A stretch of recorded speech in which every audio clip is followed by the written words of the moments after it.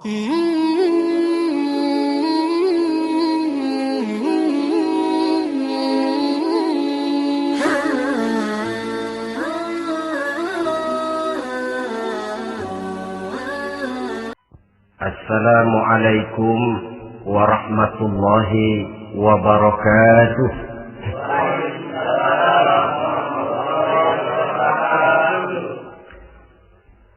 Alhamdulillahi rabbil alamin, wassalatu wassalamu ala ashrafil anbiya'i wal mursalin, sayyidina wa maulana Muhammadin wa ala alihi wa ashabihil mujahidin at-tahirin, amma ba'd. Saudara hadirin kaum muslimin rahimakumullah. Dalam kehidupan sehari-hari, kita selalu berhadapan dengan dua hal yang berlawanan, dengan dua hal yang kontroversial kata orang sekarang, yang kita diharuskan memilih satu di antara kedua hal itu. Sejak kita bangun tidur sampai kita tidur lagi, selalu kita hadapi dua persoalan itu. Yang benar dan yang salah, yang hak dan yang batil, yang pantas dan yang tercela, yang ma'ruf dan yang munkar. Persis seperti sebaik lagu yang lagi ngepop dan banyak dinyanyikan anak sekarang, madu di tangan kananmu katanya, racun di tangan kirimu. Tapi saya pikir-pikir bagaimanapun, kalau cuma sekedar madu di tangan kanan, racun di tangan kiri, adresnya jelas. Yang repot kalau kita sudah tidak tahu lagi mana yang madu, mana yang racun. Lebih celaka lagi di zaman sekarang, banyak racun mereknya madu. Kita terpedaya, kita terpesona, kita terpukau oleh racun yang berbaik madu ini. Kita minum dia yang akibatnya rawan di dalam kehidupan kita. Sangat banyak racun-racun yang terpancang di sepanjang perjalanan hidup kita ini. Dan dua di antara racun kehidupan itu akan kita bicarakan pada pertemuan kali ini. Yakni arak dan judi, minuman keras dan judi.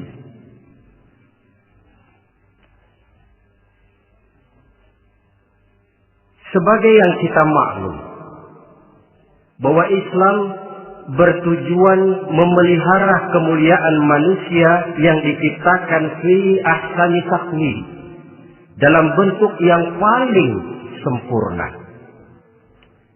Arak atau minuman keras jelas merupakan hal yang merusak dari berbagai aspek kehidupan. Entah kesehatan tubuh, entah pertumbuhan akal, ketentraman rumah tangga, ketentraman masyarakat, bangsa dan negara. Cobalah sejenak kita adakan penyelidikan. Kalau masuk kita ke dalam penjara, melihat sel-sel di sana, berapa banyak yang mendekam di sel karena urusan minuman keras. Masuk kita ke rumah sakit, berapa banyak yang dirawat akibat minuman keras, akibat stres yang dialaminya. Berapa banyak rumah tangga berantakan, berapa banyak pembunuhan terjadi, pemerkosaan terjadi akibat daripada minuman keras ini. Yang paling ironi kalau dia sudah menyerang anak-anak muda kita. Padahal kita tahu remaja, pemuda adalah bentuk miniatur daripada kehidupan suatu bangsa. Akan bagaimana warna Indonesia 20, 30, 40 tahun yang akan datang, remaja dan pemuda kita jawabannya. Bahkan dari segi agama pun akan bagaimana warna Islam di Indonesia 20-30 tahun yang akan datang, remaja itu pula jawabannya. Karena itu tidak terlalu berlebihan kalau saya berkata bahwa untuk menghancurkan Islam di Indonesia ini, Tidak perlu menghancurkan pondok pesantren. Tidak perlu menutup masjid, melarang pengajian, menyegel musola. Tidak perlu. Untuk menghancurkan Islam di Indonesia, cukup dengan meracuni remaja, pemuda-pemudi Islam di Indonesia. Kalau mereka sudah diracuni, dijauhkan dari agamanya, masalahnya tinggal menunggu pergantian generasi. Maka yang jadi pilot proyek jelas remaja, pemuda, termasuk dengan menanamkan pengaruh minuman keras. Ditanamkan ke tengah remaja kita ini untuk jauh dari tuntunan agama. Hei pemuda-pemuda Islam, kalau kau mau jadi pemuda modern, jangan dekat-dekat ke masjid. Masjid khusus 60 tahun ke atas. Sepertinya di depan masjid itu ada papan pengumuman masjid khusus 60 tahun ke atas. Baca Quran kolot. Seiring dengan itu lalu modernisasi diartikan dengan westernisasi. Kau tidak akan bisa jadi pemuda modern sebelum semua yang datang dari barat kau telan mentah-mentah. Kau harus bisa bergaul seperti orang barat, berumah tangga macam orang barat, makan minum seperti orang barat.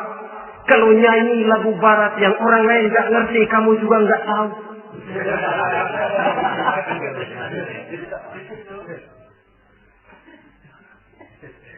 Anutlah itu free love yang pada gilirannya akan mengarah kepada free sex alias samenlipen.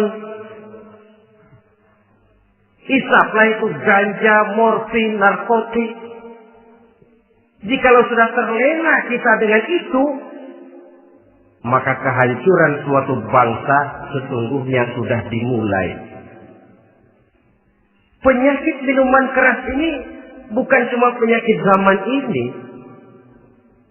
Masyarakat yang dihadapi oleh Rasulullah Shallallahu Alaihi Wasallam 14 abad yang lalu juga masyarakat yang kemaruk dengan minuman keras. Arab jahiliyah kalau sudah minum arak mabuk, tidak cuma minum, dia mandi pakai arak. Sistem pendidikan yang disampaikan Islam bijaksana. Mula-mula diberikan gambaran bahwa arak itu walaupun ada manfaatnya tapi ada bahayanya, dan bahayanya jauh lebih besar daripada manfaatnya. Tahap kedua diberikan pesan jangan mendekati sholat dalam keadaan mabuk.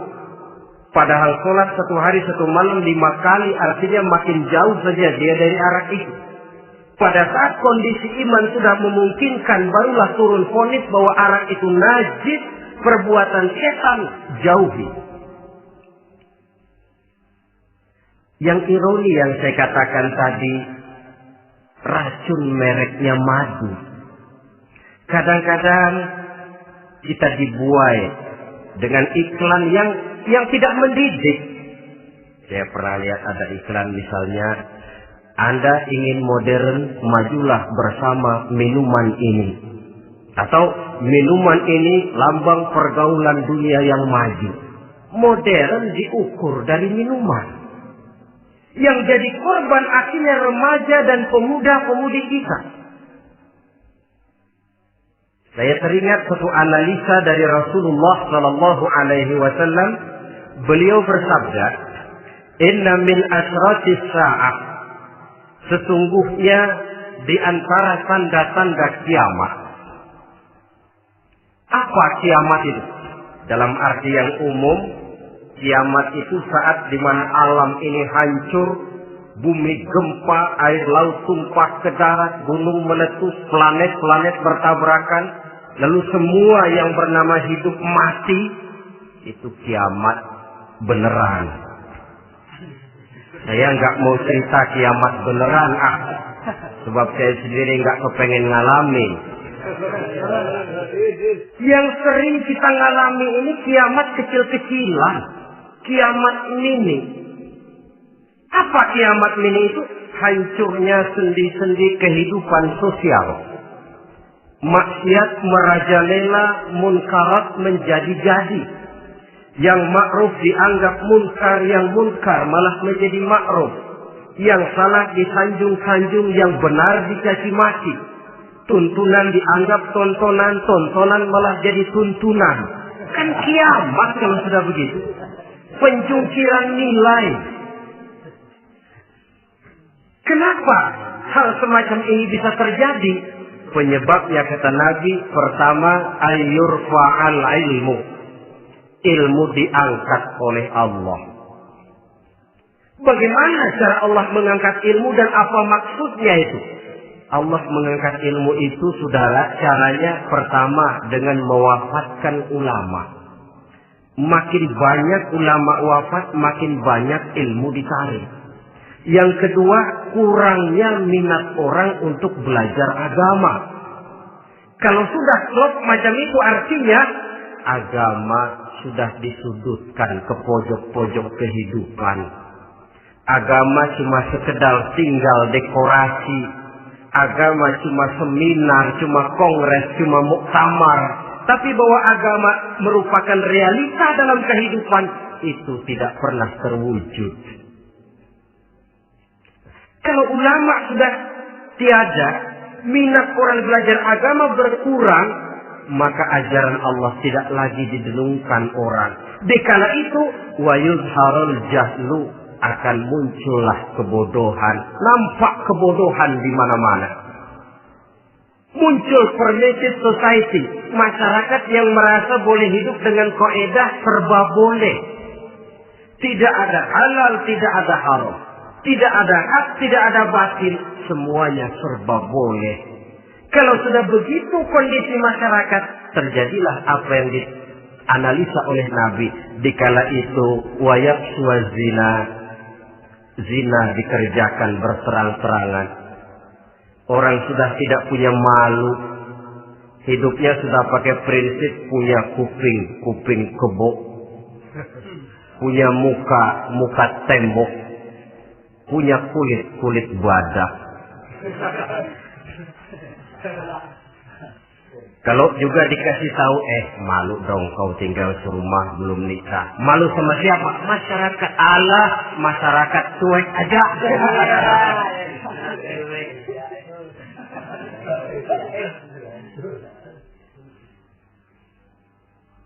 Bukankah realita kalau kita ikuti surat-surat kabar, berapa banyak sudah gadis-gadis bergelimpangan jadi korban?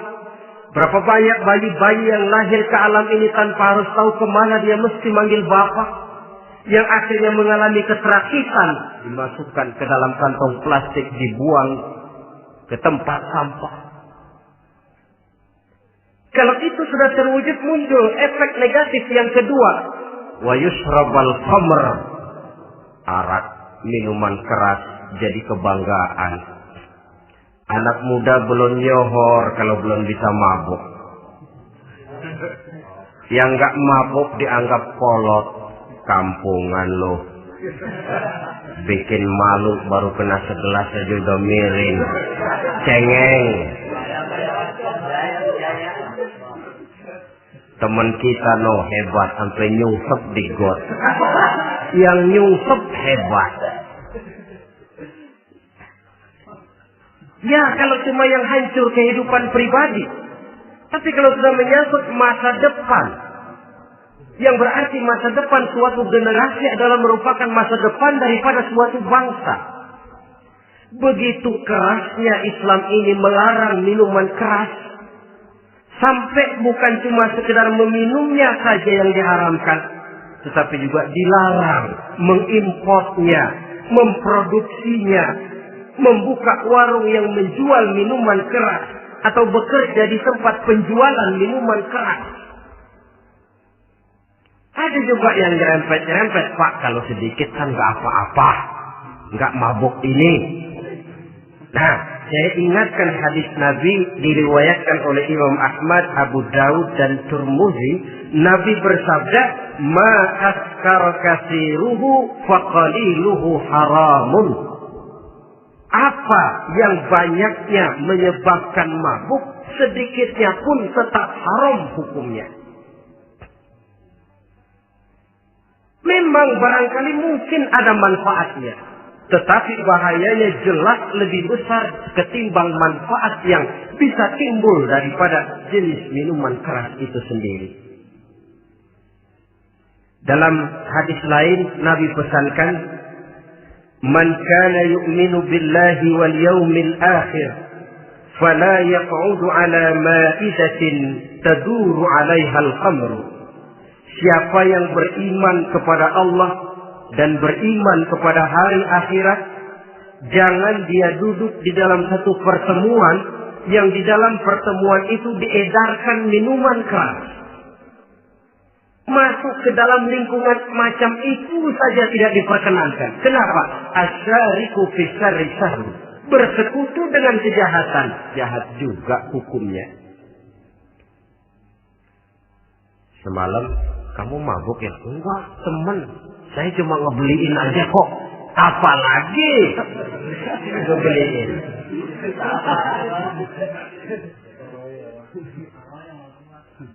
Sebab apa?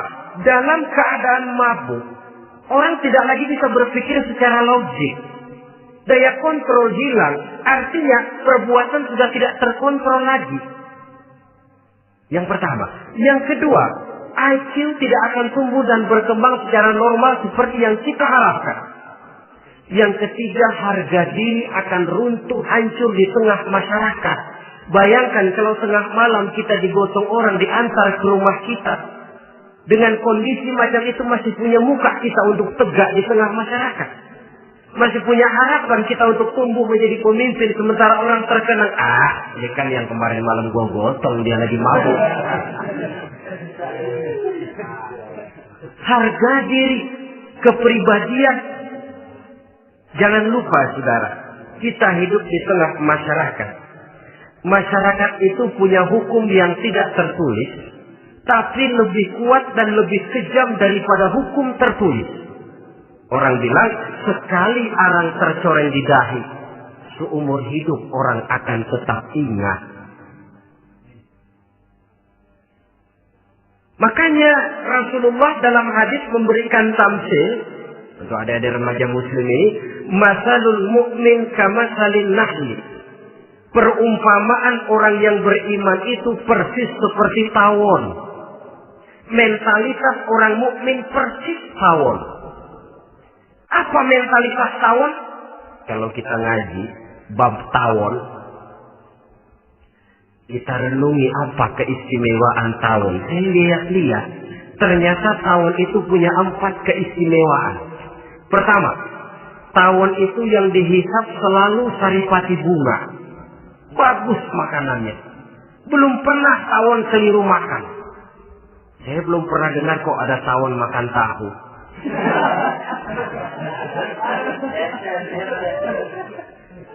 Yang dimakan selalu saripati bunga. Artinya apa? Orang mukmin perutnya itu perut selektif. Yang dimakan yang baik-baik, yang diminum yang baik-baik. Yang baik menurut agama itu adalah yang halal, thayyibat. Perutnya selektif, bukan perut asbab. Kalau asbab untung apa saja masuk ke dalamnya. Tapi mukmin perutnya ini selektif. Daging kambing masuk, tahu masuk, kangkung masuk, kodok minggir. Air kelapa minum, kopi minum. Tapi kalau sudah berbau minuman keras, minggir. Sebab apa? Makanan dan minuman yang kita masukkan ke dalam perut besar ini akan digiling dalam perut besar, akan melahirkan energi, menggerakkan sel-sel pembuluh saraf. Kalau makanan dan minuman itu terdiri dari yang haram, energi yang ditimbulkan olehnya energi yang haram, mempengaruhi sel-sel pembuluh saraf. Orang akan cenderung berpikir yang haram kalau terlalu sering memakan makanan haram. Kalau sudah berpikir kepada yang haram, perbuatan pun akan mengarah kepada yang haram juga. Contoh kecil aja dah, ada nggak maling mikirin majelis taklim? Karena yang dimakan lebih banyak yang haram, yang dipikir paling-paling nanti malam rumah siapa lagi nih ya? Sudah mengarah ke sana.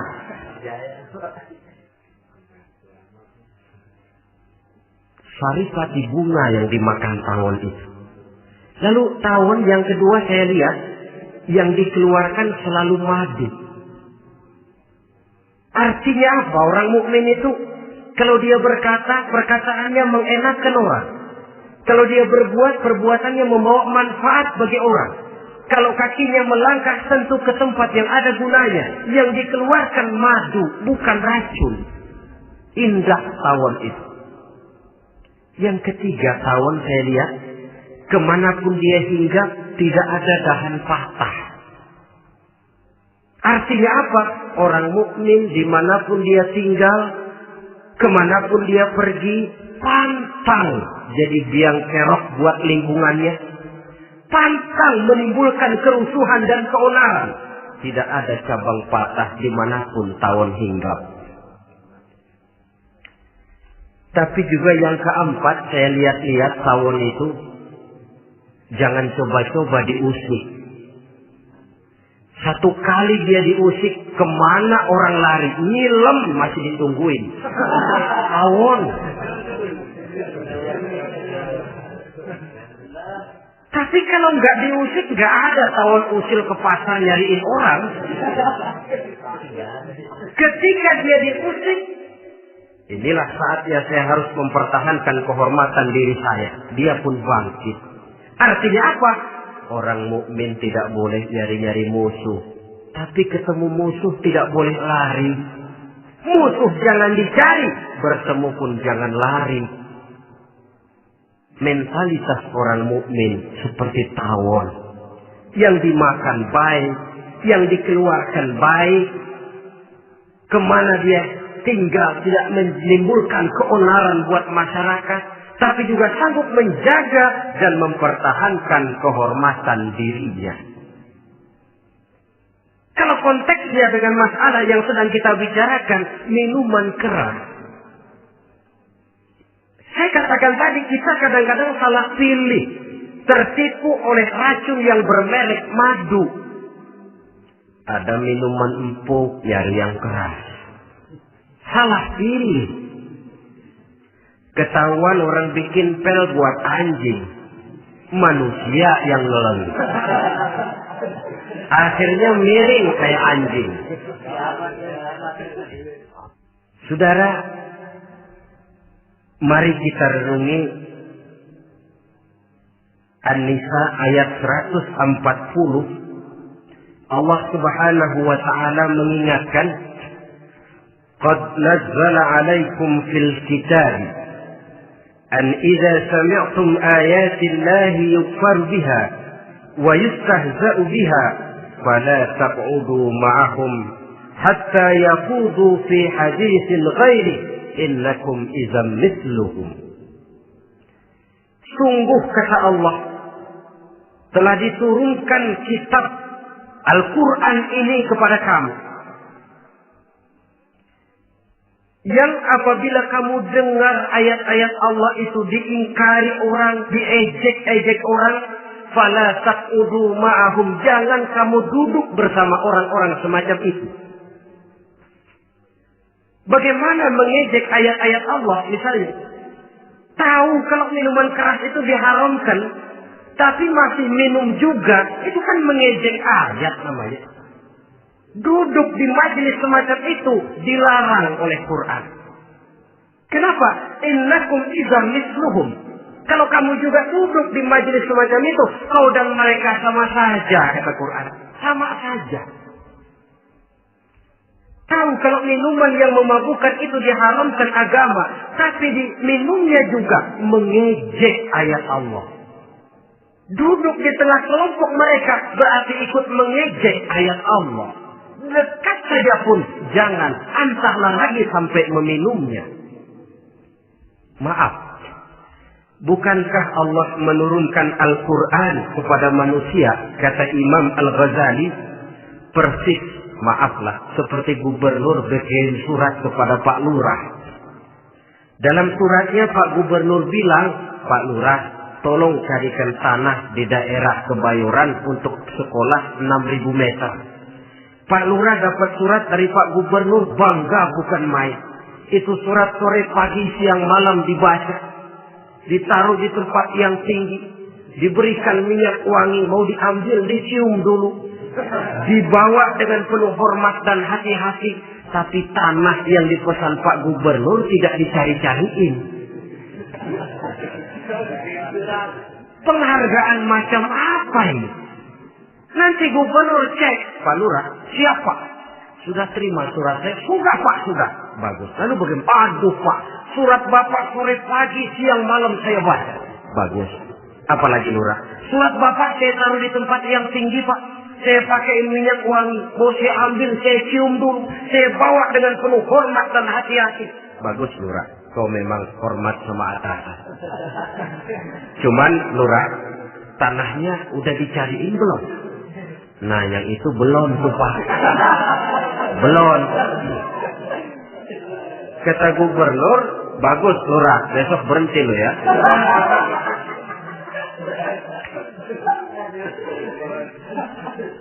Membacanya memang penting. Al-muta'abbad bitilawatihi, beribadah dari sebab membacanya. Tapi setelah kita baca, kita tahu isinya. What next? Mau apa kita dengan isinya itu? Jangan yang kita baca kita injak-injak. Itulah ironinya. Bagaimana Quran itu mau membawa keberkahan dalam hidup ini? Kalau yang kita baca sering kita injak-injak. Dalam kehidupan kita baca ayat wa ahallallahu al-bai'a wa harrama riba. Allah halalkan jual beli, Allah haramkan riba, tapi renten ditelan terus.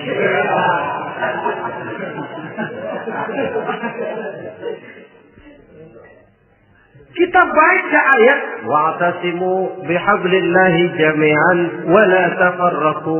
Berpegang teguhlah kamu kepada tali Allah, jangan bercerai-berai. Tapi sesama muslim pelotot-pelototan jalan terus.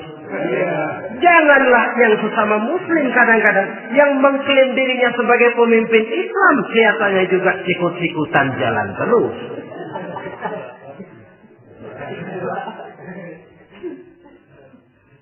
Sehingga tidak heran kalau orang bilang di bawah ngamalin ayat kursi sudah sampai di atas ayat hilang, tinggal kursi saja yang diamalkan. Ironi dan menyedihkan. Perjalanan panjang memang saatnya kita menunggal dengan Al-Quran ini. Tetapi prosesnya memang harus kita mulai dari sekarang. Perkara kapan proses ini selesai, itu bukan masalah kita. Tapi bahwa kita sudah memulai suatu proses, itulah yang diharapkan. Hadirin yang saya hormati, oleh karena kerasnya peringatan Islam terhadap minuman keras, pernah satu hari seorang lapor kepada Khalifah Umar bin Abdul Aziz bahwa ada sekelompok orang berkumpul meminum minuman keras. Kata Khalifah Umar bin Abdul Aziz, "Zerah mereka, hukum, cepat." Ya Khalifah, kenapa? Di tengah mereka ada juga orang yang Ramadan biasa puasa.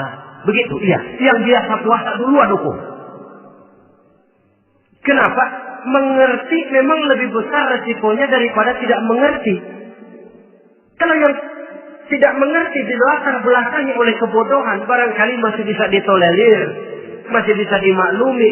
Ini toh sudah tahu mau puasa, kenapa berkumpul di majelis yang ada minuman keras? Tapi memang kelompok ini kan memang selalu ada. Kita lihat dalam masyarakat itu kan ada 4 kelas. Pertama, ada orang yang tahu perintah dan tahu larangan. Ini the first class, kelompok terbaik. Perintah tahu dia kerjakan, larangan tahu dia jauhi. Ini orang terbaik. Yang kedua, ada orang tahu perintah tapi tidak tahu larangan. Perintah tahu, larangan tidak tahu. Sholat mau, puasa mau, zakat fitrah bayar, nyolong mau, mabuk ayo. Perintah tahu tapi larangan tidak tahu, akhirnya semua dikerjain. Barangkali yang rada bingung malaikat bagaimana nyatatnya ini. Kotor absen. Gelas yang ada di hadapan saya ini, kalau semua diisi air putih macam ini, kan jelas bisa diminum orang. Kalau semua diisi bensin, jelas bisa diminum motor. Tapi kalau separuh diisi air putih, separuh diisi bensin, kacau. Kalau gelas yang ada di hadapan saya ini sepenuhnya diisi air putih, jelas bisa diminum orang. Kalau sepenuhnya diisi bensin, juga jelas bisa diminum motor. Yang repot kalau separuh diisi air putih, separuh diisi bensin. Kacau statusnya. Orang minum mabuk, motor minum pun mogok. Dijual juga tidak laku barang campuran. Inilah makna pernyataan Allah, wala talbisul haqqa bil batil. Jangan kamu campur adukan antara yang hak dan yang batil. Perintah dikerjakan, larangan pun dikerjakan juga. Kelompok ketiga, ada pula manusia yang tahu larangan tapi tidak tahu perintah. Larangan tahu tapi perintah tidak tahu. Jahat sama tetangga tidak. Mencuri tidak. Mabuk tidak. Zina tidak. Sholat tidak. Puasa tidak. Polos. Semua serba tidak. Dan yang terakhir, kelompok keempat, perintah tidak tahu, larangan pun tidak tahu. Ini masuk kelompok makhluk gratis. Misalnya kambing, ayam, kerbau, itu kan makhluk-makhluk yang memang perintah tidak tahu, pun larangan juga tidak tahu. Nah, dalam hubungannya dengan ini, saya mengajak, marilah kita berusaha sekuat mungkin menjauhkan diri dari minuman keras yang jelas bahayanya dengan hidup tidak jauh dari bimbingan agama. Hadirin kaum muslimin rahimakumullah. Kawan seiring dan sejalan dari minuman keras, judi namanya. Saudara kembar barangkali. Yang satu sering menimbulkan yang lain, tetapi bukan tak jarang keduanya berjalan berdampingan. Posisi judi dan arak ini dalam Quran sama bahayanya. Apa sebab? Mentalitas judi adalah mentalitas sirkel, lingkaran setan. Artinya, yang menang biasanya ketagihan, yang kalah biasanya penasaran. Ini yang menyebabkan orang tidak mau berhenti. Kalau dia menang, dia ingin mencoba untuk menang dalam jumlah yang jauh lebih besar lagi. Kalau dia kalah, dia penasaran kenapa hari ini kalah. Barangkali sial, besok malam saya tebus. Mental semacam ini memang sulit untuk berhenti. Kenapa judi diharamkan dalam Islam? Pertama, seorang muslim di dalam berusaha mencari harta, dia harus mengikuti sunnatullah. Kata kita orang muslim, hukum alam kata orang sekarang, natural of law bahasa kerennya. Berusaha menurut hukum kausal, memasuki rumah dari pintunya, menunggu suatu akibat dari sebab yang kita lakukan. Bahwa kalau begini, mesti begitu. Karena kita memang terikat oleh permainan yang disebut hukum alam ini. Hidup bukan undian, jangan mengharap untung besar tanpa mau peras keringat. Satu pagi, Khalifah Umar bin Khattab radhiyallahu an masuk ke masjid. Beliau lihat ada orang sedang berdoa khusyuk betul. Ditunggunya 2 menit, 3 menit, sampai 10 menit lebih belum juga selesai. Agak lama orang itu berdoa. Selesai berdoa, dihampiri orang itu oleh Sayyidina Umar. Beliau tanya, saudara, lagi apa tadi itu? Berdoa ya Khalifah. Minta kepada Allah? Tentu minta kepada Allah. Minta apa? Minta rezeki. Sudah lama? Dari tadi habis sembahyang subuh. Dapat? Belum. Ya memang kata Sayyidina Umar, inna sama la tumtiru zahaban wala fiddatan. Langit itu tidak mungkin akan menghujankan emas, tidak mungkin pula menghujankan perak. Jadi orang dilarang duduk bermalas-malas menunggu keajaiban yang datang dari langit. Karena memang hidup ini bukan undian. Jadi jangan mengharap untung besar tanpa mau keras keringat. Di dalam berusaha kita terikat oleh sunnatullah. Kalau begini sebab penyebabnya, akan begini akibat yang ditimbulkannya. Yang kedua, Islam menjadikan harta manusia itu sebagai benda berharga yang dilindungi. Mengambilnya dengan judi termasuk memakan harta orang lain dengan cara yang batil. Yang ketiga, judi itu sendiri dapat menimbulkan permusuhan dan pertentangan antara para pemain itu sendiri. Meskipun kelihatannya kompak duduk dalam satu meja yang saling berhadap-hadapan, yang kalah kelihatannya pasrah, tetapi kan itu cuma kulit permukaan. Batinnya bagaimanapun juga yang kalah itu tetap mendendam. Sedangkan yang kalah di samping mendendam juga mengomel, mencaci mungkin. Ya lawan bermainnya, ya mungkin juga dirinya sendiri. Dan yang keempat, judi itu merusak aktivitas hidup. Membuat orang membuang waktu dengan tidak terasa, dan yang pada gilirannya melupakan orang kepada tanggung jawab. Wah, kalau sudah memegang kartu, konon kabarnya, saya sendiri alhamdulillah belum pernah, lupalah orang anak, lupalah orang kepada istri, lupalah orang kepada tanggung jawab. Waktu pun berlalu tanpa terasa. Apalagi kalau sudah diiming-iming oleh gambaran akan memperoleh keuntungan yang besar. Termasuk di dalam judi itu undian, apapun namanya. Yang usaha ke arah ini seharusnya tidak dipermudah, walaupun dengan embel-embel dana kemanusiaan, sumbangan sosial. Saya tidak begitu yakin, saudara, bahwa bangsa Indonesia ini sudah begitu menipis rasa kemanusiaannya, sehingga untuk berlaku sosial mesti diimbangi dengan hadiah sekian juta rupiah. Saya tidak percaya bahwa umat Islam di Indonesia sudah begitu tipis rasa kasih sayangnya kepada sesama, sehingga sulit mengeluarkan bantuan kalau tidak diimbangi dengan hadiah yang sekian puluh juta rupiah.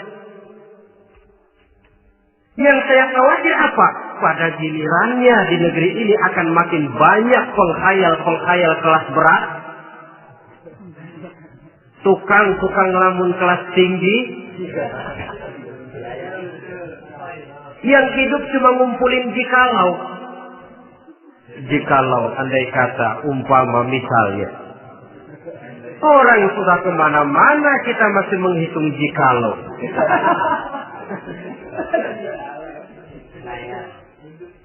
Orang boleh saja mengharap burung terbang tinggi, tapi punai di tangan jangan dulu dilepas. Artinya, idealisme silahkan terbang setinggi langit, tapi kaki harus tetap berpijak di alam realita. Bahwa memang lebih baik makan singkong dalam kenyataan daripada makan roti tapi ngimpi.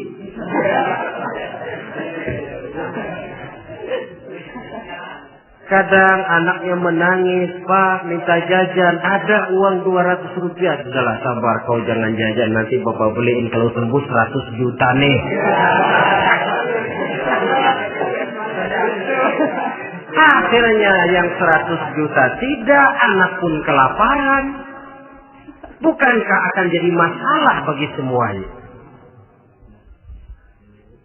Belum lagi rasa sayang kepada harta yang sudah dia miliki.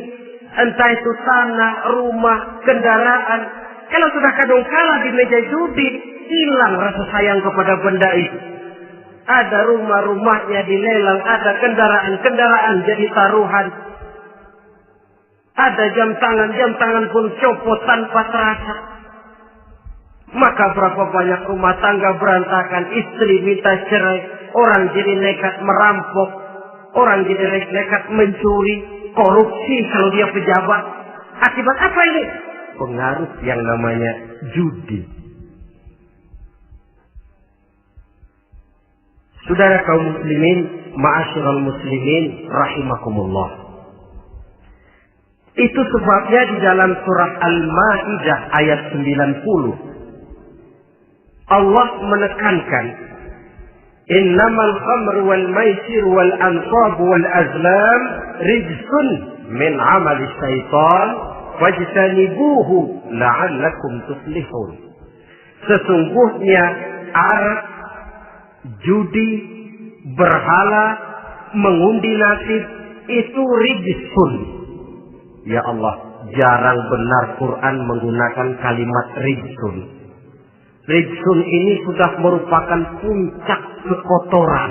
Bapak moyangnya najis. Itu rijsun. Rijsun, kotor. Sudah kotor ditambah pula min amali syaitan, pekerjaan setan. Wajtanibuhu, jauhi. Jangan sampai main, dekat saja tidak boleh, jauhi.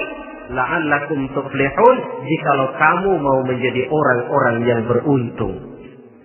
Sejarah tidak pernah mencatat ada orang jadi miliuner karena judi. Sejak David Rockefeller sampai Aristotle Onassis, orang-orang kaya top di dunia, mereka kaya bukan karena judi, tapi karena kemauan peras keringat banting tulang, mau memulai sesuatu dari kenyataan yang real di depan mata. Sebab apa? Hidup ini memang perjuangan.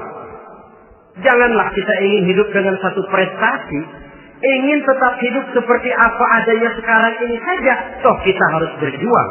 Apalagi ingin hidup lebih baik, lebih terhormat, lebih mudah. Hidup perjuangan. Perjuangan berarti pengorbanan. Berani hidup artinya berani berjuang. Berani berjuang maksudnya rela berkorban. Takut berkorban, jangan berjuang. Tidak mau berjuang, berhenti hidup. Itu logika. Dan bagaimanapun saya yakin lebih baik berkorban daripada menjadi korban. Kalau sekarang kita berkorban, peras keringat, banting tulang, berusaha secara sunnatullah untuk menghidupi anak, istri, keluarga, pada satu saat kita tidak akan menjadi korban kebrutalan anak-anak kita sendiri. Kalau mereka dibesarkan dan tumbuh berkembang oleh hasil yang diperoleh dari meja judi. Ayat 91 Al-Maidah ini lebih memperkuat lagi. Kalau itu arak, judi, berhala, mengundi nasib adalah perbuatan setan, sebenarnya setan mau apa sih? Ayat 91 menegaskan, innama yuridu syaitanu ayyuqi'a bainakumul adawata wal baghdha'a fil khamri wal maisir. Yang dimaui setan itu tidak lain supaya dengan arak dan dengan judi timbul rasa permusuhan, sikap memusuhi, saling marah di antara kamu. Coba, biasanya dalam meja judi sudah loyo, waktu juga sudah berlarut-larut. Yang menang mau berhenti, apa yang kata yang kalah? Berhenti dah, gue wacok loh. Enak bener, gue lagi kalah lu berhenti. Coba, kira-kira kapan akan selesai permainan? Akan timbul permusuhan, akan timbul rasa dendam, kesumat yang ditanamkan oleh setan. Karena memang baik arak, baik judi, baik berhala, baik menguji nasib, itu semua permainan-permainan setan yang diberikan kepada kita untuk kita ikut andil bermain di dalamnya. Tatkala kita ikut terkena jerat setan, tertawalah mereka. Kenapa? Oh, makin banyak teman saya di neraka. Maaf, setan itu kan sudah tahu vonisnya. Ketika dulu di dengkotnya yang namanya iblis terusir dari surga, itu bikin semacam perjanjian dengan Allah. Tuhan, kenapa itu? Gara-gara Adam saya terusir dari surga. Maka sejak saat ini Adam dan seluruh keturunannya adalah musuh bebuyutan saya. Saya akan gelincirkan mereka dari jalan. Silahkan iblis, goda mereka. Tapi kau tidak akan mungkin bisa menggoda mereka kalau hamba-hambaku itu menjadi hamba yang ikhlas. Hanya hambaku yang ikhlas yang tidak mungkin kamu goda. Yang lain barangkali bisa. Sejak saat itulah iblis memproklamirkan permusuhan. Dan dia sudah tahu betul vonisnya neraka. Tugas dia sekarang bagaimana mengumpulkan teman sebanyak-banyaknya ke dalam neraka. Hamba Allah saja yang tidak tergelincir kepada minuman keras dan judi. Hamba Allah yang ikhlas itu bagaimana? Yang ikhlas menjadi hamba Allah. Dalam arti kata dan perbuatannya memang mencerminkan bahwa dia hamba Allah. Maaf. Di zaman sekarang ini kan banyak orang cuma berkata, saya hamba Allah, mulutnya. Tapi perbuatannya membuktikan dia hamba setan, hamba dunia, hamba harta, budak jabatan, budak nafsu. Tidak sesuai antara ucapan dan perbuatan. Sebab itu kata-kata hamba Allah kalau keluar dari mulut manusia itu murah. Soalnya ngaku siapapun bisa. Tapi diakui atau tidak, ini yang kita belum tahu. Ada juga orang berdalih, saya kan masang kalau dapat nanti mau nyumbang masjid. Barangkali aja kalau nyumbang masjid disoriin dikit sama Tuhan.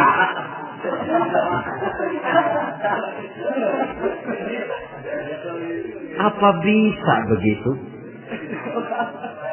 Saudara, kita tidak mungkin mencuci kain dengan air najis. Inna Allaha thayyibun, kata Nabi, la yaqbalu illa thayyiban. Allah itu baik dan hanya menerima yang baik. Bahwa dalam Islam tujuan yang baik harus dicapai dengan prosedur yang baik.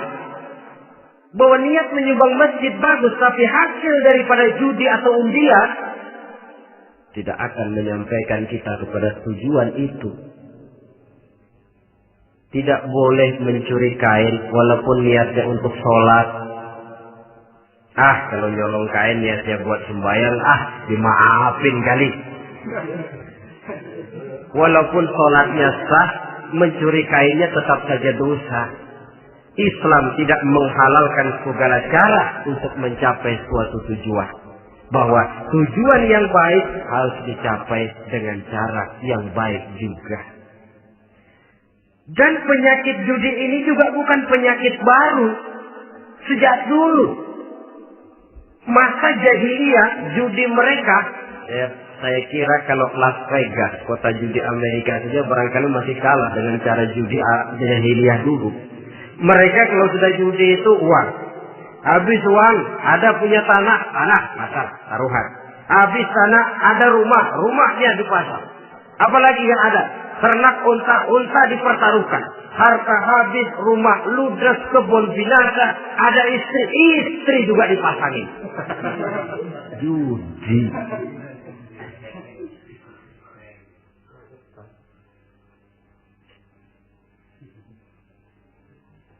Kita sebagai muslim oleh Al-Quran dijelaskan orang yang mempunyai dua tujuan hidup. Pertama tujuan jangka pendek. Yang kedua tujuan jangka panjang. Tujuan jangka pendek dunia dan seluruh isinya. Tujuan jangka panjang adalah akhirat dan ridho Allah. Ini yang terpantul dalam doa setiap kita. Rabbana atina fid dunya hasanah wa fil akhirati hasanah. Tercapai tujuan jangka pendek fid dunya hasanah dan tujuan jangka panjang wa fil akhirati hasanah. Untuk mencapai tujuan jangka pendek, merangkul dunia dan seluruh isinya, apa yang jadi modal utama? Pertama, pendidikan. Makin tinggi jenjang karier pendidikan yang kita tempuh, rasa-rasanya makin mudah menjangkau dunia dan isinya. Yang kedua, pengalaman, tenaga expert masih tetap diperlukan.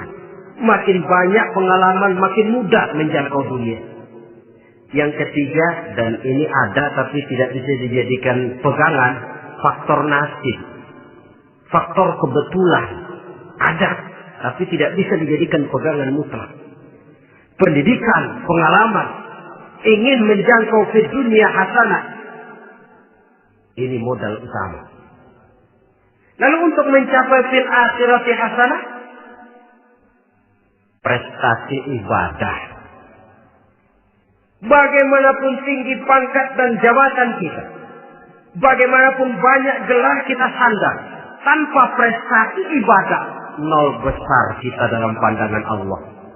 Itu sebabnya kita sholat. Jadi tidak beralasan kalau orang ditanya, kenapa sih kamu nggak sholat? Tetangga saya sholat melarat terus. Memang sholat itu bukan untuk mencari uang kok. Kalau ada orang yang rajin sholat, rezekinya kelihatan lancar, itu cuma sekedar persekot. Uang muka, cashnya tetap di akhirat nanti. Efeknya apa? Karena kita punya tujuan jangka panjang, mengharap ridho Allah di akhirat. Cara kita mencapai tujuan jangka pendek dibatasi oleh pertanyaan, Allah ridho apa enggak? Kita cari uang, tapi pertanyaan pokok, Allah ridho enggak cara ini? Kita mengejar kedudukan, tapi Allah ridho enggak dengan cara ini? Ini yang menyebabkan kita lantas tidak lalu menghalalkan segala cara. Yang penting tujuan tercapai cara apapun halal. PKI. Kan cuma PKI yang berprinsip asal tujuan tercapai cara apapun halal. Dan kita sudah sepakat PKI dan seluruh ajarannya tidak berhak hidup di bumi Pancasila ini. Cuma jangan sekedar PKI-nya dikutuk tapi ajarannya dipakai.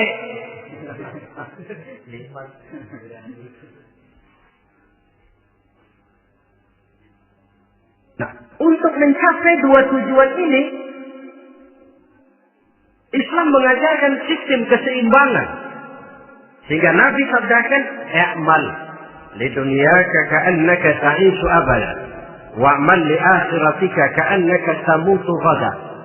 Bekerjalah buat duniamu seolah-olah kau akan hidup untuk selamanya, tetapi bekerjalah untuk akhiratmu seolah-olah kau akan mati besok. Jadi kalau kita sudah sholat menghadap Allah, usolli fardhu maghrib, Allahu Akbar, ingat seolah-olah kita akan mati besok supaya timbul khusyuknya. Tapi kalau kita sudah bekerja, kuliah, bekerja, belajar di tempat tugas, ingat seolah-olah kita akan hidup selamanya supaya timbul gairah kerja. Jangan dibalik. Di kantor ingat mati, lemas terus. Ngapain kerja sungguh-sungguh bakalan mati. Lagi sholat ingat Duta Merlin, Altiron Plaza. Ya kacau. Salah pasang, tidak pada tempatnya. Untuk mencapai di dunia hasanah ini, Islam mengajarkan tempuh jalur yang mengikuti sunnatullah. Itu yang dihargai oleh agama. Terikat oleh hukum kausal bahwa kalau ini yang saya usahakan hasilnya akan begini. Perkara nanti hasil tidak seperti yang kita harapkan, baik sangkalah kita kepada Allah. Sebab kita tidak tahu rahasia apa di belakang itu. Kadang orang mengeluh, habis saya rajin sholat tapi rezeki seret, berhenti aja dah. Kita tidak tahu rahasia di belakang itu. Pernah hadirin, satu hari seorang petani, dia selesai bekerja di ladang, istirahat. Dia tidur di bawah sebuah pohon beringin. Di sebelah pohon beringin itu ada pohon labu. Dia berpikir, kalau saya lihat-lihat Tuhan nggak adil katanya. Masa pohon beringin pohonnya besar, buahnya kecil. Pohon labu pohonnya kecil, buahnya gede. Tuhan bukan arsitek ulung ini.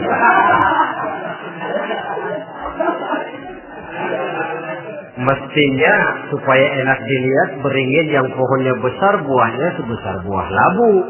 Pohon labu yang pohonnya kecil buahnya kecil saja sebesar buah beringin. Tidak adil Tuhan. Baru dia selesai berpikir Tuhan tidak adil, jatuh sebutir buah beringin tepat menimpa hidungnya. Dia terkejut. Astagfirullahaladzim. Kalau begitu saya sadar katanya, Tuhan benar-benar adil. Coba kalau buah beringin segede buah labu, waduh kayak apa muka saya ini.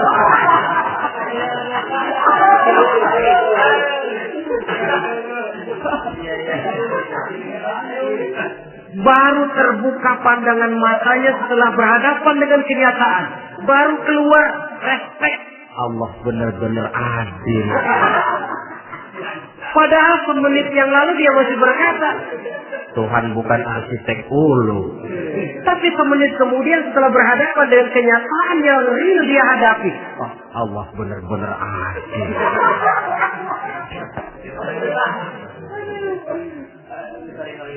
Itulah kehidupan ini.